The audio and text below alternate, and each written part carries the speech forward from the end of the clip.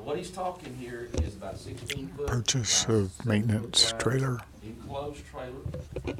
And, something, they can take to different stations, and, you know, do some maintenance work on some of our small engines. What do you call it, lawnmowers or Electric the pump engines, pump your engine. 2TV fans, your Yeah. power units for your, rescue tools, chainsaws. I mean, there's, I don't know how many little motors are out there per department, probably what, 15 to 20 per department easily. Yeah, we're talking about big EV fans, brush truck, engines on the brush trucks. You're talking about chainsaw, K-12 saws. Probably 250 small engines out there that need service. Who's servicing these? Nobody. Right now, it's just like a haphazard. It's like Matt, you know, Matt goes out there, well, they'll try to change oil in their pump sometime, but they don't never get to the chainsaws to really check them out, tune them up, and, I mean, there's a lot that's just, it's so much out there that you don't have the equipment, you don't have the tools, you don't have the parts, it is a headache to do. With this trailer, we propose to build shelves in the trailer, inventory all of our equipment, know what filters, oil, such that needs to be stocked on that trailer.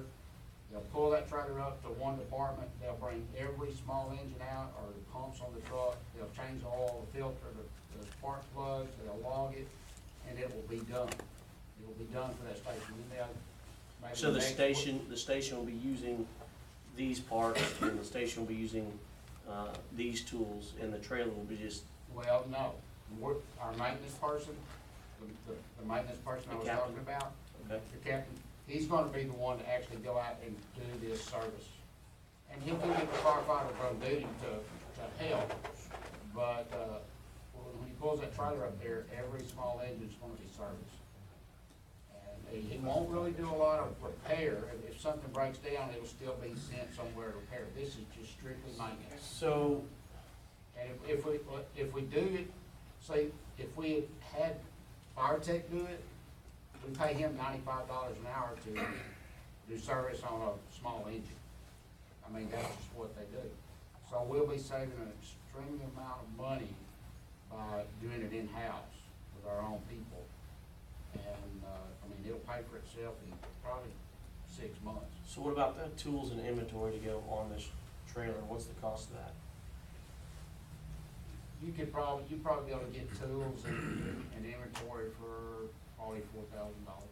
So about equal to the trailer, but, Yeah. so I see the trailer on here, but that hasn't been allocated yet. We're just gonna get the trailer and then, Well, we have about $9,000 left in capital, our capital fund we bought 2 of the battalion chief vehicles and rigged them out and such. We've got about $9,000 left in capital. My proposal is to take that $9,000, because this is a capital item, being a trailer. We'll take that $9,000, purchase, this trailer, and purchase the tools and the air compressor and such for it, to get that trailer rigged out. And then we will purchase the filters and such as that from the inventory, from the line items of small equipment repair, because we'll be doing that now. so, let's just say, this captain goes and does this at Flint Gresham this month. He's got all the tools, all the filters, everything he needs. How long do you anticipate taking him to do Flint Gresham with help and all? I mean, is that something you can get knocked out, you know, within a shift? I mean, is this a multi-day affair? What do you anticipate? Well, one day, probably. I mean, it shouldn't take that long to do it. And then how's he going to manage, because obviously different types of equipment need different maintenance intervals. Is he also going to be setting up a calendar or something to that effect to let him know when he's supposed to fix each individual piece of He equipment? will and log maintenance each it? department when he does that department, and let's say we start getting into a bad grass fire season, then he's gonna know that these brush trucks are going to need attention. These pumps are gonna need attention, so he may every 4 months. It's almost go. even seasonal. It'll be something in-house that we'll know. I mean, like right now, brush trucks are sitting over collecting dust right now. I mean, they're not being used because we don't have fires. So, the pumps aren't being used. So so it's just sitting there. But come about July or August, they may be on the road constantly, so we may have to go in like every 3 months or 2 months and do a service on it. It's just gonna be depending on the situation. And this will be piggybacking the regular maintenance on this other company, correct? Yes, they will take care of the equipment, the truck, and anything like a hydraulic generator that's connected to the truck, they'll do the servicing of it. We will do the servicing of the small engines and the pump on the truck, the small pumps. As it sits now, if something needs servicing, does it just get sent to a small engine repair?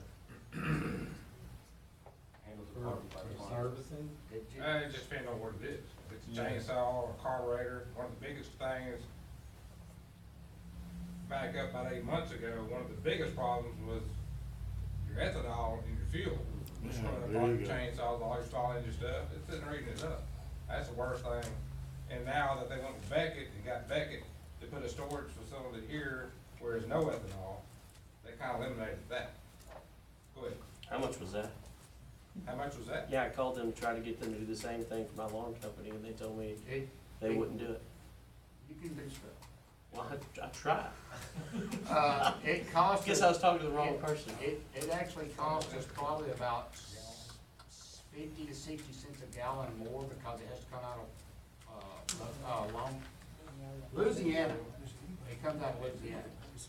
And I told them, I said, basically, you know, you're gonna have to do something to service us with non-ethanol fuel. And they did. They did that. Now, is that what we're using on the bigger trucks as well, or mainly just the small We're engine? using on bigger trucks because it's in the tanks, and I don't know, I mean, you know, it's one of those things that we can't set another tank.